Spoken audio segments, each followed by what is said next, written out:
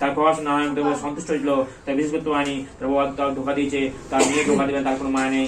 তখন সে নারায়ণ কি করলো, নারায়ণ রাজাকে সবাই বললো, শুনো শুনো হে রাজা আমার বচন, কলিকালে পুজো আমি সত্যনারায়ণ, সদাগরা তার সেন জামাই, মেয়ে মধ্যে দোষ কিছু নাই। রজনী প্রভাত হইল, দুই সদাগর বসন ভূষণ আর বোধন দিল, নষ্ট করে বিদায় করিল। বলছে প্রভু আমার পূজাকে দোষ করি, আমার ধন নিয়ে আমার পূজাকে মুক্ত করো।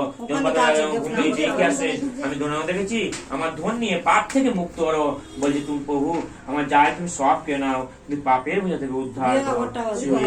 10 গুণ ধন লোভে নাই দিল ভরা, হস্তগুলো না সোতে পড়িল মঙ্গল, তবে সোতে মনে বুঝিতে সাধুর, প্রকৃত বচন মধুর।